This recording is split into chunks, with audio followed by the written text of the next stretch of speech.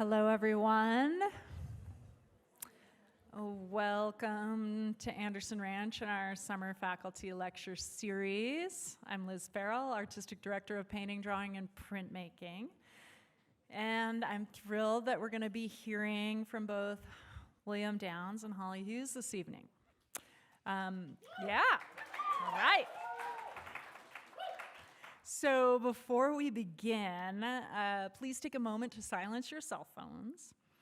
And I also want to remind everyone that we currently have an exhibition from Maker to Mentor, faculty of the Center program, featuring work by Ebby Barley, Jim Estrin, Del Harrow, Holly Hughes, and Ed Cashy, many of whom are on campus this week. So the show is up through Thursday, so please be sure to go over and take a look.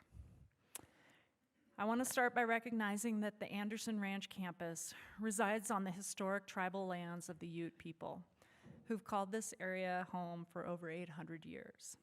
In honor of this legacy, we focus on building an inclusive community here, maintaining this as a place for inspiration and creativity in the center of the Rocky Mountains. Tonight's program will consist of 2 faculty lectures followed by a Q&A. And so first, it's a pleasure to introduce Holly Hughes. Holly is a frequent ranch faculty member and professor emeritus of painting at the Rhode Island School of Design. Having exhibited nationally and internationally, Holly's painting has been greatly influenced by both ceramic and printmaking practice and research. She loves salon-style installations, the mixing of these genres on the wall, such as blazon created for the Dorsky Museum. So please join me in welcoming Holly.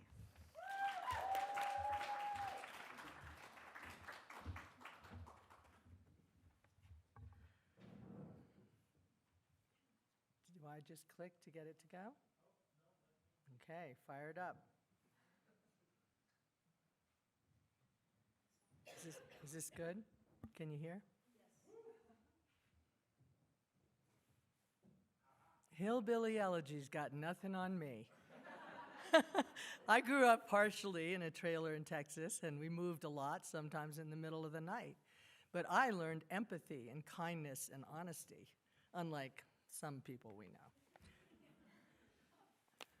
This is the painting that's over in the gallery, and it's incredibly influenced by my experiences with printmaking. Basically, I carve it by putting colors underneath and colors on top and carving away.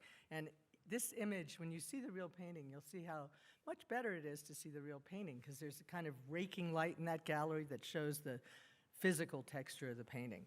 It's named after the notion of a trophy border, which is something I learned about when I was making ceramics in Italy. I've been very much influenced by historical Italian maiolica, and the ring in the middle would be related to the flat border of a plate that would have the spoils of war, the vanquished, their stuff that's grabbed by the victors. And they're often very abstract versions of instruments and drums and shields and helmets and incredible things. And then this plate is also based on trophy borders, but it's based on the Montelupo tradition, which is a town where they had incredible ceramic tradition and currently have a beautiful ceramic museum of all this historical material. And I went there when my husband was teaching in Florence, and I was the only person in the whole museum. And the entire ceramic trade, the artisanal practice of that town that's so well known, was over. But this museum collection was there, and it was spectacular. The painting was amazing. So this would be my riff on a trophy border of shields and helmets. You'll see another painting later in a show I currently have up that's based on this plate. And that plate's also in the show in the gallery right now. Okay, that's the back. After painting a lot of plates in Italy, they had these beautiful pedal backs in Deruta, where I worked in a ceramic factory of a man named Romano Ranieri. And these are older paintings, and I just put them in to sort of show these are kind of from previous shows, and also carved in a way that's very reminiscent of printmaking, layered, built up in layers.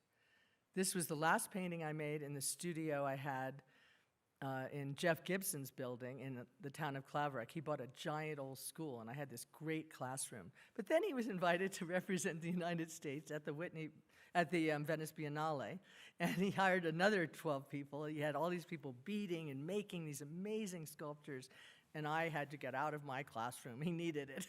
And he owned the building, so I said, good for you, Jeff. And I built my studio finally. After years of knowing I had to do it, because one of the struggles for artists is that you always have to find, maintain, and move from studio to studio. It's an ongoing form of torture, that along with renting storage spaces.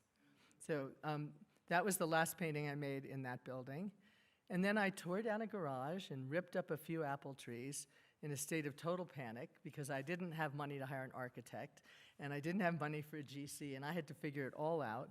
So I had to hire every sub myself, and we put this gravel pad in and built this basically pole barn with black steel cladding. And I loved this framing stage where you could sit in it in the morning before the crew came and look at the sky through my future studio ceiling.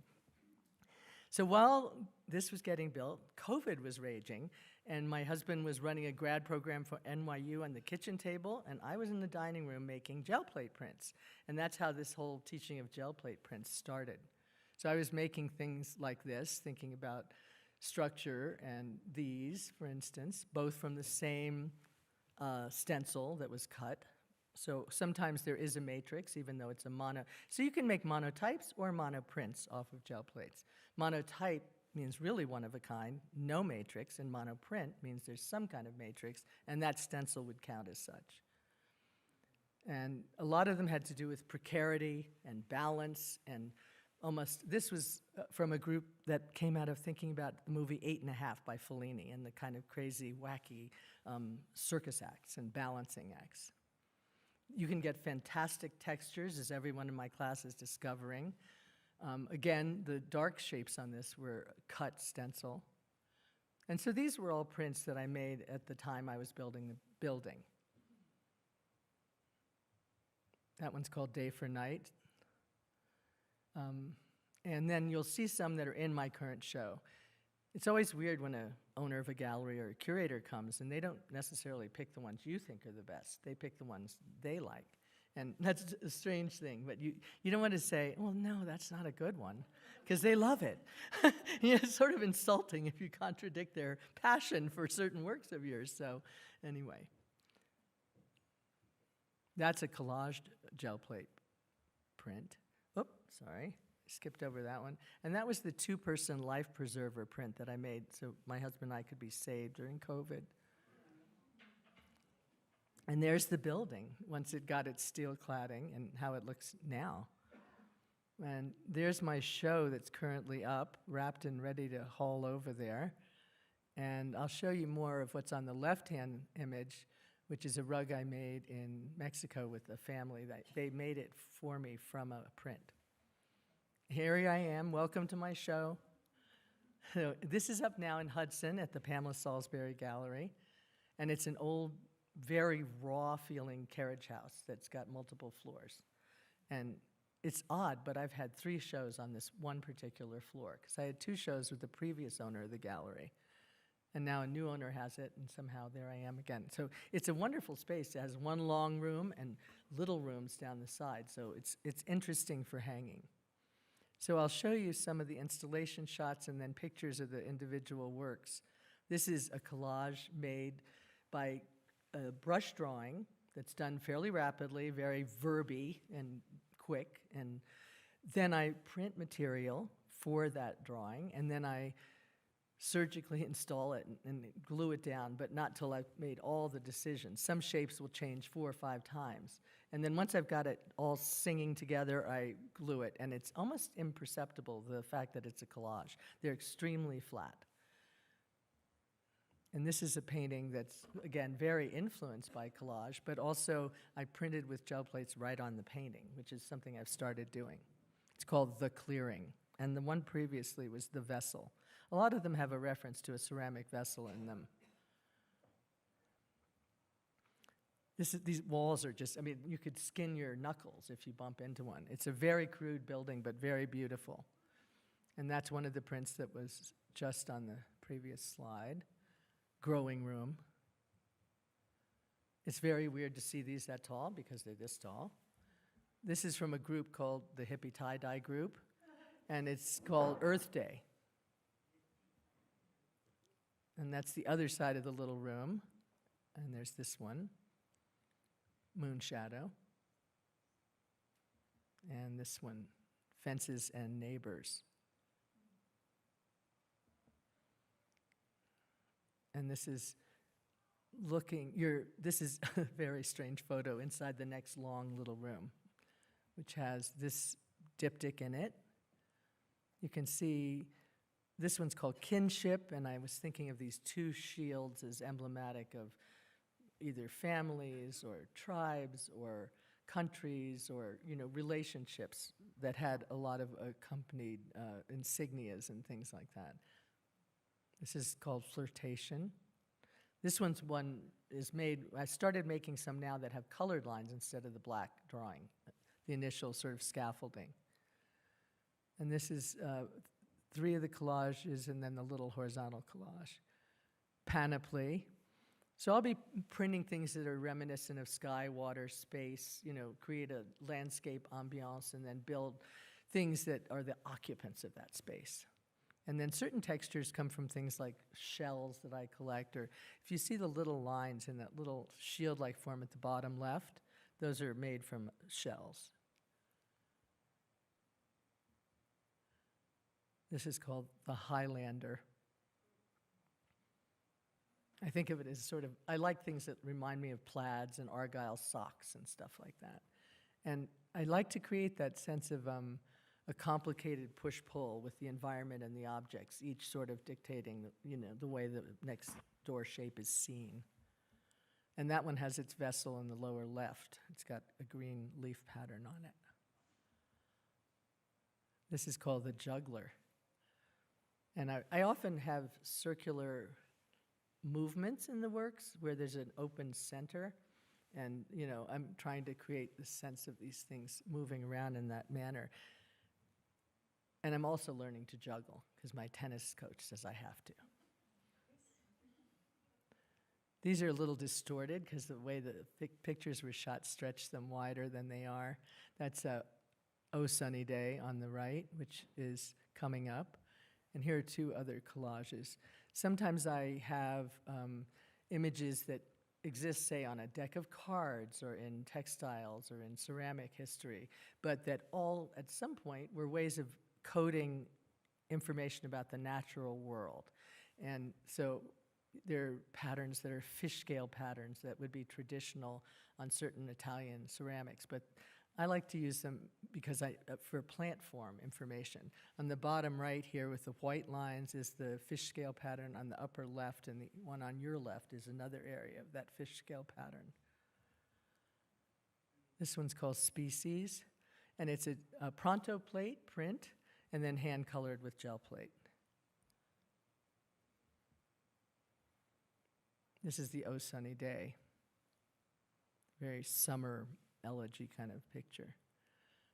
And that is this one. And that's my little Flintstone vehicle going across the bottom with a wooden sail. I was raised on Disney, and I think it still shows. It's called Niche. The physicality of the texture in the gel plates is fascinating because they're very flat. The prints, you could shut your eyes and you can't feel anything, but for the most part, but it looks very tactile. That's just for scale. And there's this wonderful thing about this open door from this old carriage house where they'd move things in and out. And the leaves in the painting and the leaves in the doorway. I really thought that might be the best place that painting would ever hang. And those 2 prints are these, Sentinel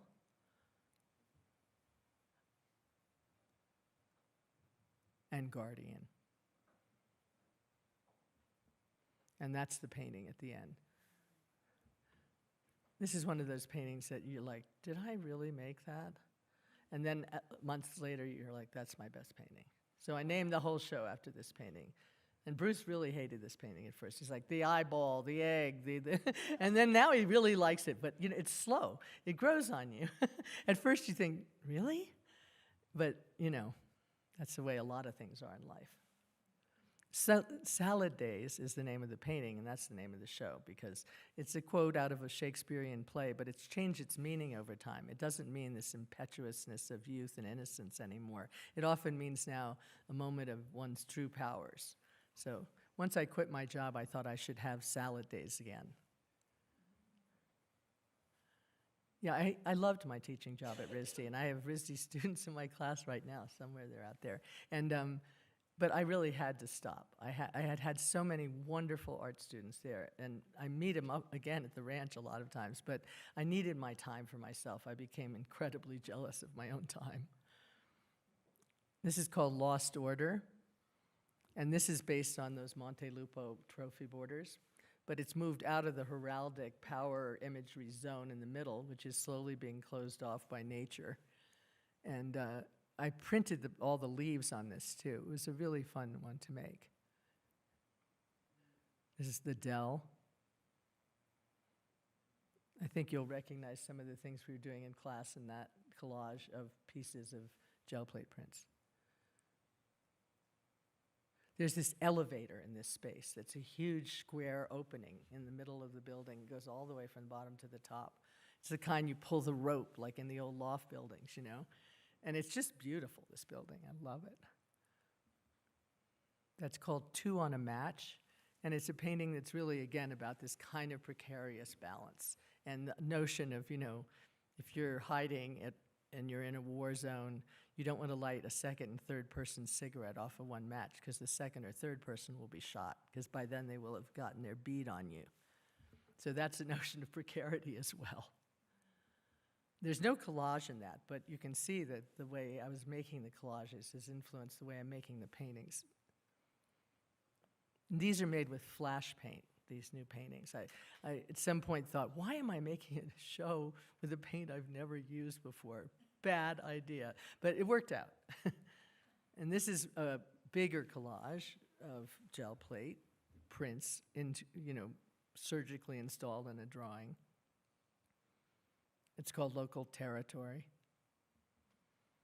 And this one is a painting that's based on looking at cut up pieces of gel plate prints, but it's just painted. There's no collage in it. It's called Land Use. It's one of those terms that is very politicized upstate, you know. There's a lot of arguing about land use. And that's not just in New York State, obviously, all over the country. This is a work on paper that I had previously made and shown. And then when they gave me this great retirement gift,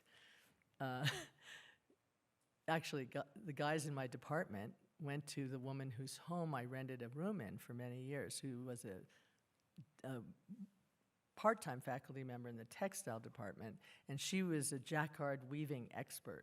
And when they asked her, what should they get me for retirement, because they just had no clue what to do about it, she said, oh, I know, she'll want to make a jacquard weaving.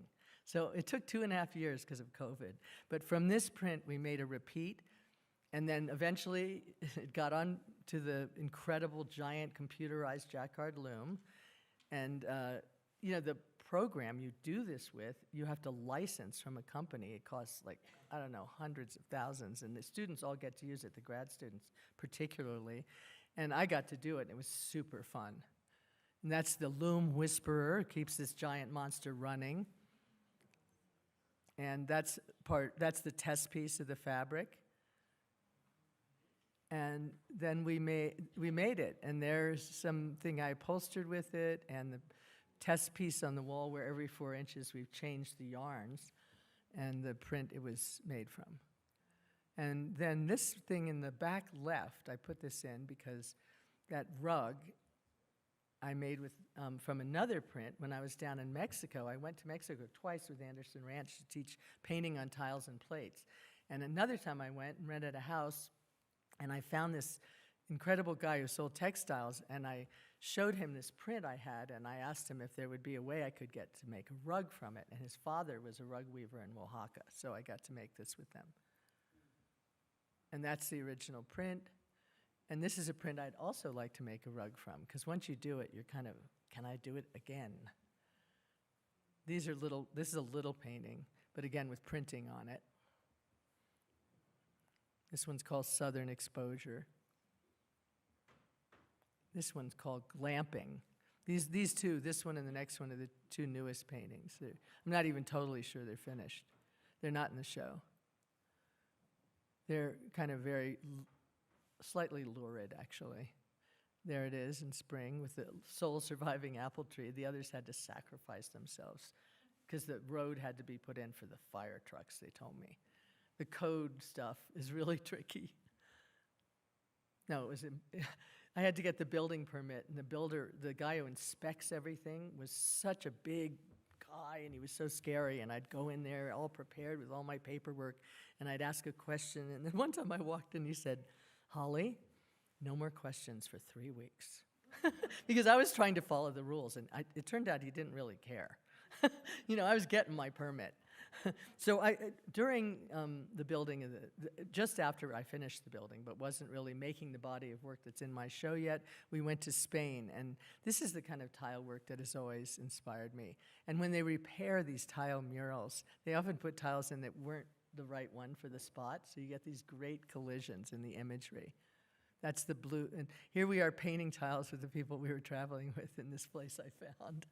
It was great. These are tiles I made in Florence.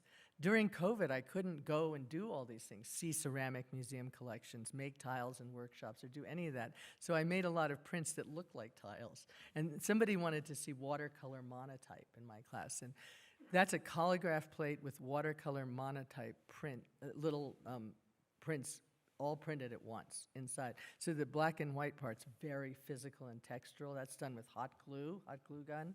And then the others are watercolor prints on like a plastic, and you print it all at once on wet paper.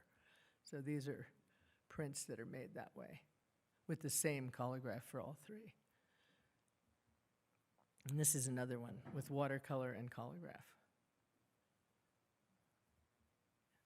I mean, you paint all those little plates, and they can only be printed once, but they come out beautifully. They're very different than a straight-up watercolor. This is the way I kind of look for motifs in notebooks like this. And this is these are my test tiles. I went to a residency in Vallauris, France, for artists who wanted to do ceramics there, and most of them were really experienced ceramic artists, not me so much, because I didn't really know how to make test tiles, so I made those. But I like them. I want to make something with them. But it was a wonderful residency, and you can go even if you're not very experienced and spend a month in this town where Picasso made all his ceramics, and it's fantastic. There are a lot of great museums nearby, and it's a wonderful experience. There were some people from Australia and China, and there were 6 of us, and it was wonderful. And these kind of drawings would be very related to the kind of thing I do on tile or plates when I'm in Italy. These are made in Geruda. One trip I made only manganese brown plates. Okay, I found this on the web that is made in Geruda. One trip I made only manganese brown, please. AI. And that is another one of the Pronto plates, hand-colored, that I probably will put in the... So here I am in the studio. You know I'm cutting paper all day, and that's where I am. Nowhere to find me. Thank you. Who was that? Who was that?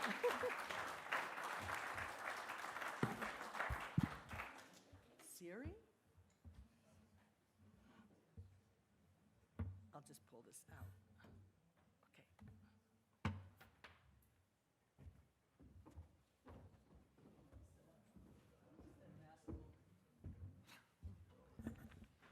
Thank you, Holly. It's a pleasure to introduce William Downs.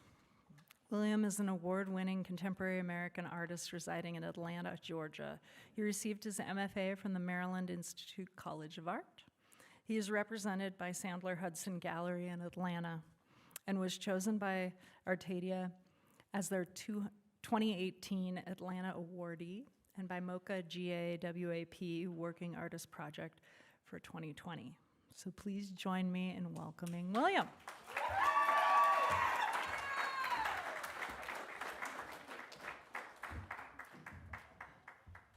Thank you. Thank you, Liz, for that beautiful intro. Holly, that was really beautiful.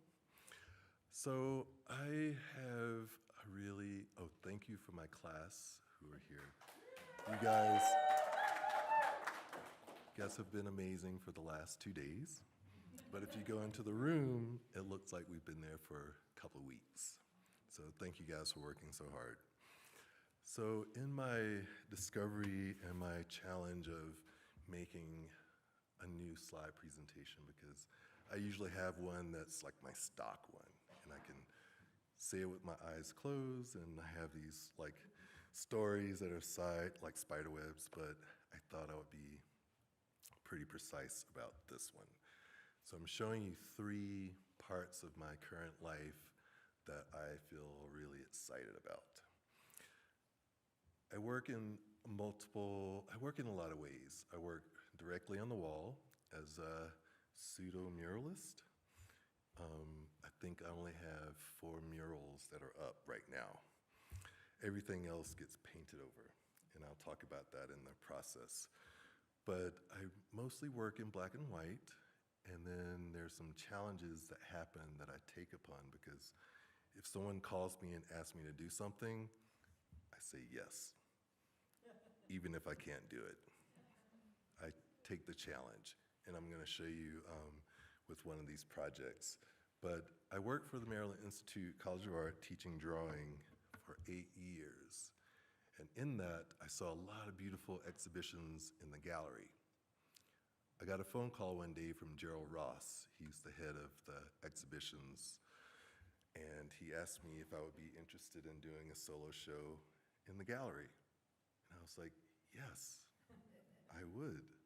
So it's like the circle kind of turned for me, where I had an opportunity to show up and make this amazing exhibition in the gallery, which is 3,000 square feet of wall space, in 4 days with no plan. And that's kind of how I operate. I like to go in, fill the space for a couple of hours, then come back with my bag of tricks. In that bag of tricks, I'll have sticks, pine cones, string, all sorts of brushes, but always black and white. I use sponges to create my values, and I use a lot of ladders to go up and down. And I usually get 3 ladders and a lift. This space has 20-foot walls, so that tells you the scale. And there's a lot of things that disrupted this space, such as air conditioner vents. So pillars, the lights, the cameras, I had to take that into consideration with this piece. I thought about it as kind of a place where people could go and feel embraced, like going into a cave. The title of the show is called Up Before the Sun. I feel like when you wake up before the sunlight, you get the most work done. No one's calling you, the emails aren't coming through. It's like you and the work, and that's it. So that's kind of how I work in my studio. I show up at 6 o'clock, and I leave around noon before everybody shows up and all the noise happens, and I get out of my zone. So for this exhibition, I asked for permission to show up at 5 o'clock in the morning, and we would work until noon. And they thought I was crazy, but when they saw it on the 4th day, they were like, wow, you did that in 4 days? I was like, yes. And I wanted to show different points of view in terms of working directly on the wall and works on paper. So the works on paper there, I gave a demonstration to students who came into the installation while we were working. I had 2 assistants. One person was doing the thorns, and one person was doing some of the blocking of the black figures. The figures are from my love of the body. I taught life drawing for a long time, and teaching people how to build a frame. In my studio, I'm trying to distort the frame and create a new human or a new figure or something that can feel like it's from another life or another world. Because I love surrealism. And for the last couple of years, I've been placed in the Black surrealist category. And I think I like it because it's a good way of showing how the Black exploitation films can turn into dreams. And for these different stories that I'm telling in these installations, I'm thinking about Renaissance paintings. I'm thinking about how Caravaggio stacks the bodies in his compositions. And if you take away the title, you don't know what's happening until you look at the title, and then that tells you all the information. For me, I don't look at the title, but I think about how my humans can fill the composition and create a whole different scenario or a whole different story. Another part is you can see the air conditioner vents. I turn those guys into monsters. And I felt like having this crazy, surreal world of fantastic imagery of using yogis to do yoga poses, their gestures, their stacks of bodies who are going up to the top of the ceiling, their figures coming through on the bottom of the composition. And when you're working really early, you make friends with the custodians who are either buffing the floors or doing special things. So I made friends with the guys who were cleaning the floor, and I asked them to use extra wax so that I could have a reflection that made the work go deeper into the space. So that was kind of nice. And you can see how I was dealing with the architecture. And these are things that you have to think about if you're making a mural in a space that has like things that aren't necessarily a part of your plan. So when you have a plan, sometimes you have to adjust your plan based on interruptions. But a lot of the work comes from the landscape, and when you stand outside, you'll see the mountains that surround us. When I first came here, that was kind of a thing that I took in my back pocket, because I was so affected by the landscape when you're flying in on that little jet plane into Aspen. The landscape is so beautiful. So for me, I think of that landscape with my drawings as a drawing scape. But ink wash is what I'm using, so it's only ink and water. So the budget's really small in terms of paying for the supplies. And that's something that I love. I like having minimal tools to create gigantic impacts. As you can see, the Cyclops on the corner is the security camera. So for 4 days, there were 6 guys watching me make this installation. And day 4, they all showed up, and they were like clapping.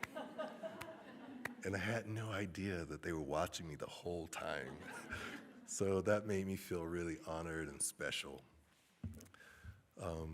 So that made me really respect how people who aren't really art people can enjoy it by understanding how it's made. So they watch the whole experience. And I think that's it. We're gonna bop to a video so that you can see this experience in person. I feel like video is a really good way of really understanding the scale and the experience of walking in. And I think about how the cave drawings that the cave artist made, they start really sparse and they get really dense as you go through the cave. So I was thinking about mica as my cave, and going through this whole installation, they get really dense. The population of figures get really intense, and then they loosen up, and then they get more intense. So a lot of the marks that you're seeing are sticks that I'm drawing with, and sometimes I'll bring string, so I'm throwing the string into the wall, creating marks that you can't really make with other tools. The tinsel that you see sparkling is my sense of a line that reflects, a line that kind of is a contrast between the black line and it's a party line. So I want it to feel kind of festive. So a lot of the black figures have these halos that kind of drip down, and then there's always this figure just by itself as this quiet moment. But the drawings are very important because it shows the viewer that I do work on paper and I work on the wall. And those are 2 ways that I earn my living. So from this, I'm showing my current work on canvas, which is at the Hartsfield International Airport in Atlanta, Georgia. This piece is probably one of my favorite current works, where it talks about my life as a runner, and it talks about me when I'm running through the airport. So with this, I'm bringing in all my tricks, like my stencil, Mother Nature, the ink. I'm using spray paint. I'm using mops. I'm using sticks. I'm using pine cones. Like, I want lines that kind of come from natural objects so that you can't understand how that mark is made until we talk about it. So this one is called Racing Through Life.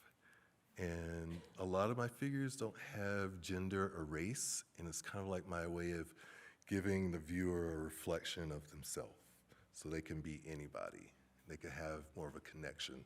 There's always a motion between a person who's looking, and there's always a couple figures with multiple eyes because they're looking around, and it's talking about how we're being watched all the time. But the thorns are they're not as apparent in this one like they are in my previous works. And it's because I want to show like how the thorn can be taken and used in a different way. And this is the Instagram from the airport. So if you're visiting, here it is. It's in T-Gate. When you're running through international, trying to catch your plane, and you're late, you can take time and look at that and keep running. So I like humor, and I love having things that kind of flirt with darkness, but there's light when you have dark. So this drawing has a lot of depth in that. For making these drawings, my name has been spread through different avenues. And one avenue that I never thought that I would be talked about in was Hollywood. So 2022, I got a phone call from a guy who was a producer, and I thought it was a joke, but he was asking me if I would be interested in meeting to talk about making a Hollywood film.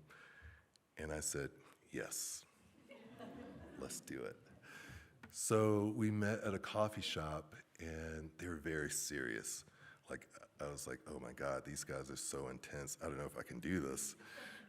But in 3 minutes of us talking, they were telling me that the movie is about a surreal alien art film. And I was like, perfect. They were like, are you sure? We'll give you a couple days to think about it. I was like, no, let's do it. And I was like, what do I have to do? And they told me that I needed to make 60 paintings and a mural for the movie. And then that's when they told me that the movie is about a kid who became an artist. He was in high school. And I was like, oh my God, this is starting to feel like my life. And they were like, you have to make work in 3 months. That's the time. So I was like, all right, let's try it out. I'm okay with that. So in making that, I became part of the crew. So every day, my day started at 5 a.m., which is perfect because I was like, I don't want to work late. Let's start early. And they were like, oh yeah, we're going to work from 5 to 5. I was like, perfect. So in that, Sue, the lady with the glasses, and the guy closest to you is Corey. We became really close because they loved that I was so easy to work with, and I didn't blink an eye to make 60 paintings in 3 months. But I didn't know that I was going to be the main character of this movie based on the character of the movie. So every Friday, Corey and Sue came to my studio, and we talked about the movie, and I thought that I had to give in and create a whole thing different than my style. And they were like, no, no, no, no. We want you to do your Downs work, but we want to bring in the alien side of the movie because your work feels that way. And I was like, awesome. I love that. So having these guys come to my studio and looking at my work that's black and white, which was being made for another show in LA at the same time. So part of the studio was black and white, and the other side was in color. And it was a challenge because I had to use both sides of my brain, but also they wanted me to come in to be an instructor and teach the actors how to be art students. And I was like, I know how to do that. Give that to me. That's an easy challenge. So this is me teaching the model how to stand for the class. And the two ladies right there, we became friends. They're the people that deal with all the clothing. Like, I had no idea that everything was tailored and everything was brand new. And you couldn't get anything dirty. And so I was like, we need to put charcoal on everybody's pants. They're like, no, we can't do that. So I was like, how are we gonna make that happen? Special effects. Yeah. So this room was the classroom that I had to set up, and I had to teach all the students how to sit and how to wear their clothing, just how to be art students. And that was a challenge because some people didn't understand what I was talking about. But I was like, just follow me, I'll show you. And it worked out, and it became me being a director, which I didn't think that I would ever have that job. And being on set every day, working with Asante Black, he's an actor there. He and I worked every day in my studio, and I taught him how to paint, which was really awesome because he was like a blank slate. He was like, show me everything. So we did moments where we just looked at my hand, touching the canvas with the brush, and his brain was recording that. And I was like, wow, that's really cool. And then he would make the drawing or make the painting. But on set, I would be there with Corey, and he would ask me my point of view of how the scene was, and if it felt like a real art school, if it felt like they were really talking the art language. And I was like, yeah, that's good. And I had my definitions, and I gave it to all the actors so they would know the right words and how to talk about drawing and how to talk about the different things. And that's me teaching him how to make a drawing. So I would be like a stunt drawer. Like, I would stand off scene, make the drawing, and then hand it to him. And then the camera would record that. And then every scene, so I would be making like 40 drawings within like 2 minutes of a scene to show that he was really making it. So I thought that was really awesome. And you can see he's like zoned into what I was talking about.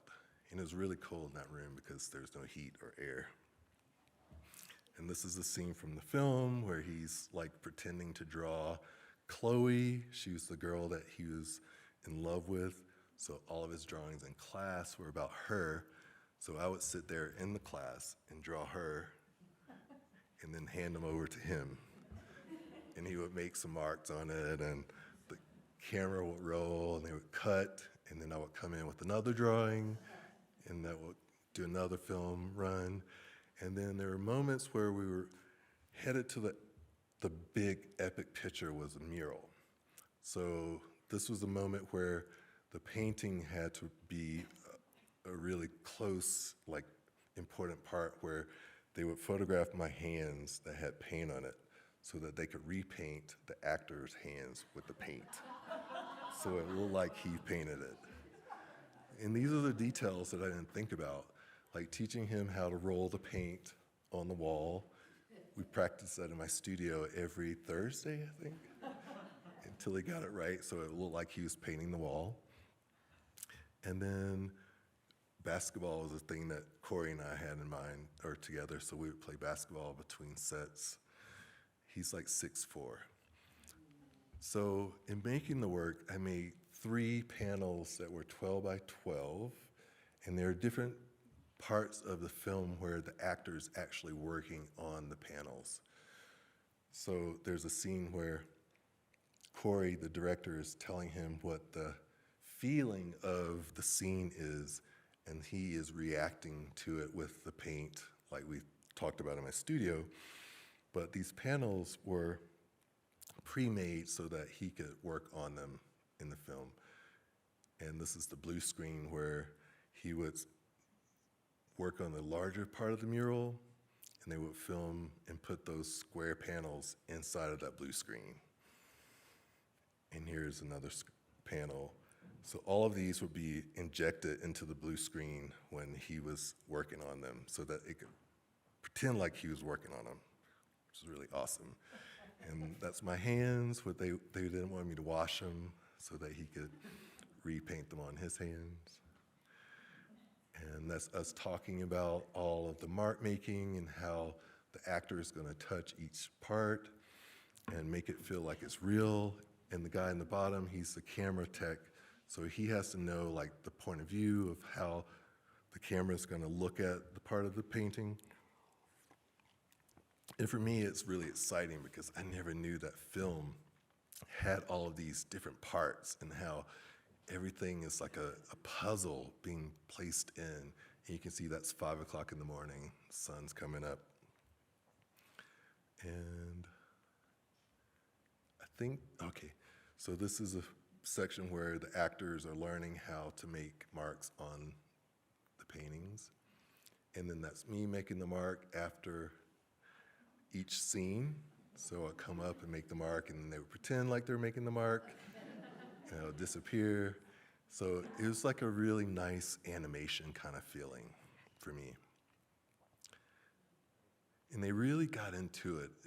And everybody on the set were so excited about the art component. So for me, that made me feel like I was a celebrity, and I loved that. I had my own chair with my name on it. I had coffee every time my coffee was empty. So it made me feel really good. And I got to meet Brad Pitt on Zoom. His company was part of the people that produced the movie.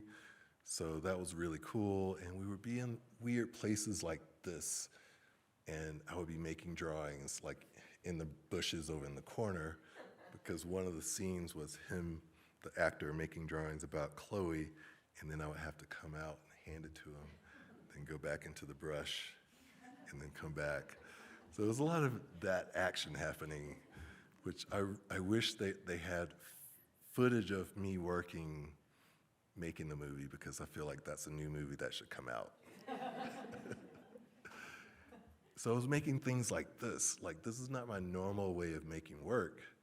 So I had to be somebody else, and I kind of liked that kind of changing my world to make a world for them. And this is one of the paintings that Asante did on his own, so he's really proud about that. And we still talk all the time, which is really great. But this ditch right here was in the backyard of a really fancy house in Buckhead, where they pulled out all the water in the pool and turned it into this kind of decrepit kind of scene, because the whole movie is about how technology and aliens have come to Earth and destroyed everything and put their things inside of our things. So the mural that he was making became part of the aliens' big finale, where they came down and took the mural up to their planet and put graffiti on it and made Asante become one of their art slaves. And they were going to give him a lump of money, but he rejected it and came back down to earth. Tiffany Haddish is the mother. She and I became really close friends on set because she also makes art, and she was fascinated that I was a real artist, but she's a real actor, so I was fascinated by that. So we liked each other. We had a great time, a lot of laughing on set, and that's Asante trying to make a drawing, which was really great because he kind of picked it up, and that's his last moment of making a painting on scene before the mural happened. And the mural was probably one of my favorite things because I approached it like I do working in color, which is something that does not happen often. And this painting kind of opened a lot of doors in terms of people expressing me to make work in color, which is like a challenge. But this is 60 feet by 12 feet. And it was made within, I guess, 3 weeks. And the reason why it was so tight was because the way that the whole film was made, it was filmed in reverse, where there's no color of what the characters were wearing in terms of their clothing. And all of the scenes were just kind of floating around because a lot of the characters weren't developed until the last few scenes. So I had to improv, and they loved that because it was very close to the actual thing when you see the movie. So I highly recommend watching the movie because it's really cool, and every scene has a painting that describes the whole scene in the movie. So it's kind of cool. Some art movies, you don't have like the main focus as the art, but in this movie, it's all about my work. And I think that's all I have for you. Thank you. Thank you so much to both of you. We are going to do a little Q&A, so if you all can come up to the front. If anybody has any questions, please raise your hand, and I'll bring the microphone to you. So if you guys would share this mic. And I'll turn the light off too, so it's not That would your be good. eyes. That's Yeah. way too bright. How did you know with the rocket ship, the spaceship? So it took a lot of drawing. It took a lot of drawing until they figured it out. They didn't know until like the midpoint. And then Do we have any questions? Oh, okay. Hold on one second.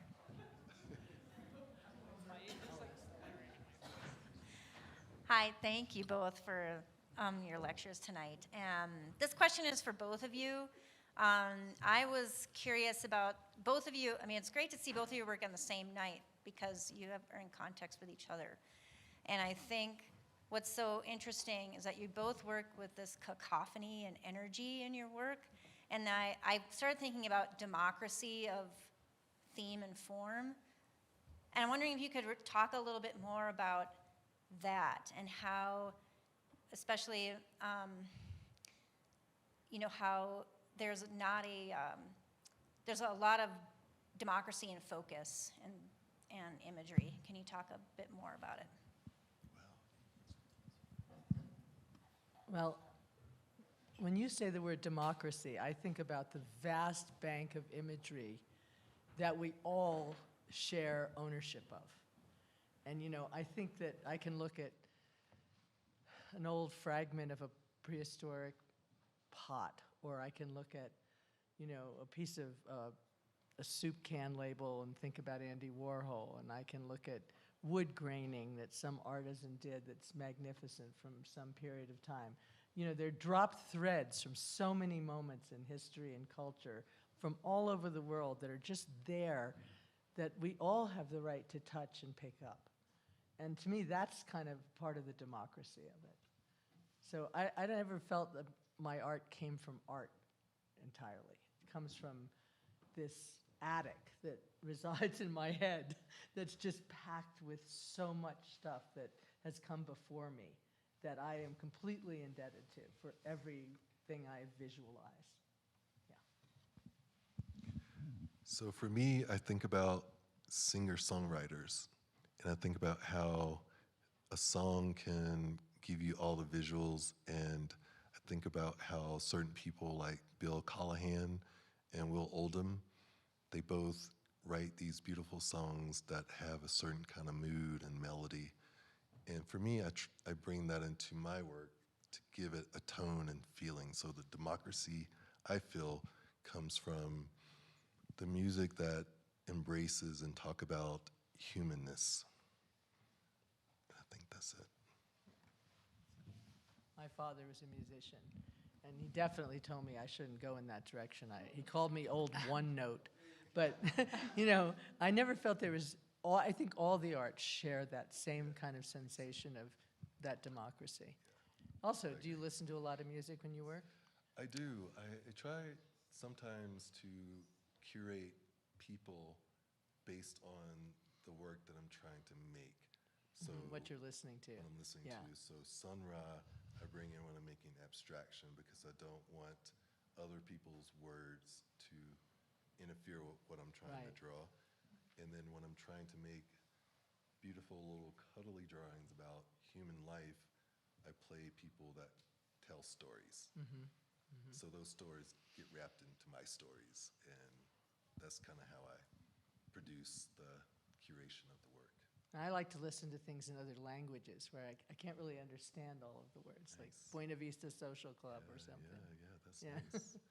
I wanted to ask about the spaceship in that last mural painting and how you came up with what it should look like and whether that was prescribed or you got to invent it or. I invented it based on conversation because of the time period of the way that the movie was made.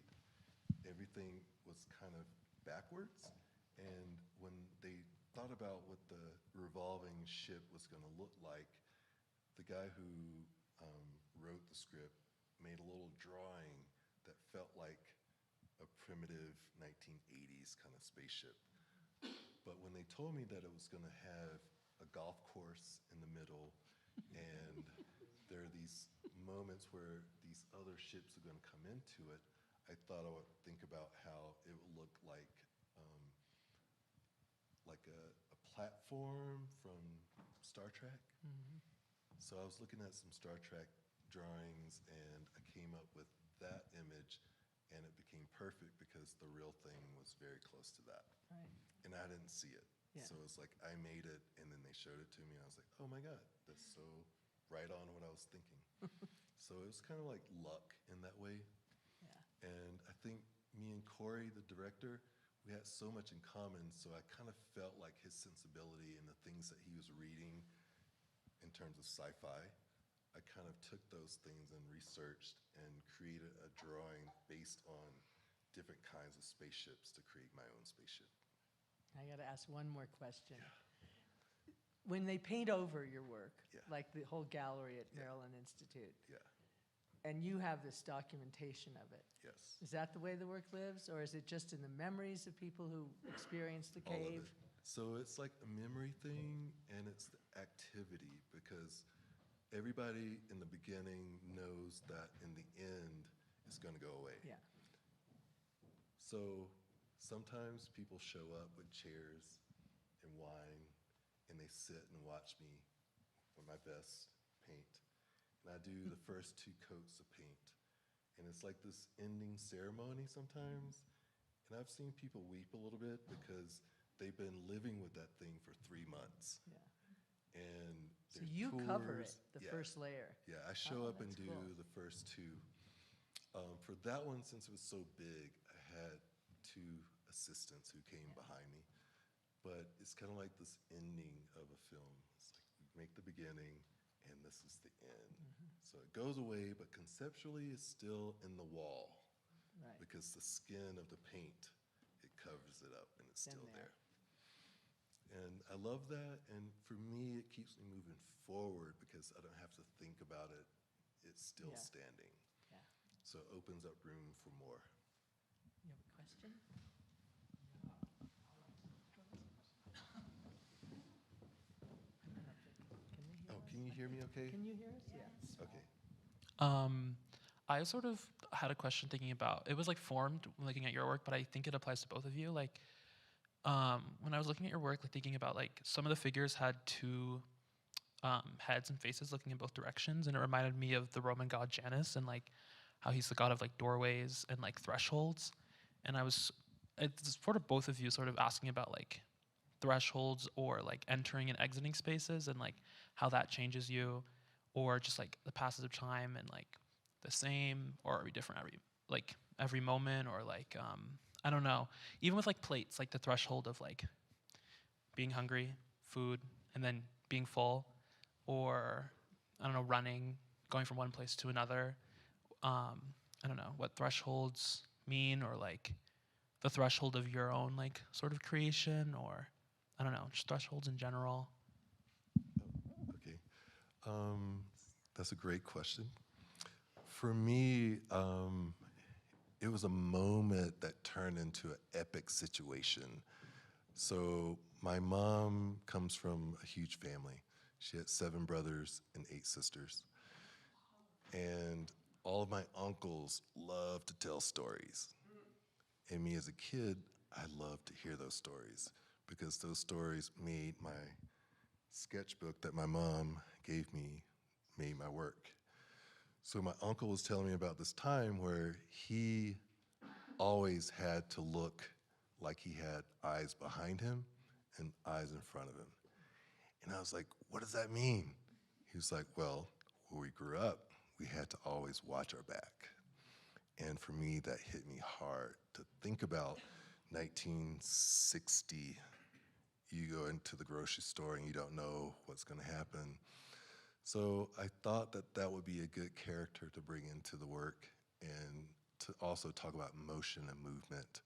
When I teach life drawing, I think about gesture drawing. So everything is always moving. So I try my best to make a figure where it's almost human. So I draw until it becomes the gesture before it becomes real.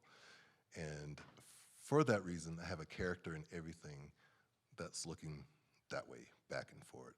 So it's basically my uncle that I'm bringing into the work. And sometimes it's hard to talk about that, but I think about that a lot. So that's what that character is from.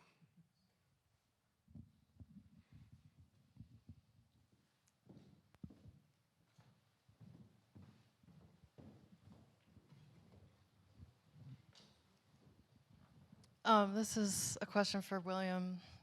I notice you have like oftentimes people looking, like a profile on the side of the mural, watching. There's always someone watching the scene with the viewer.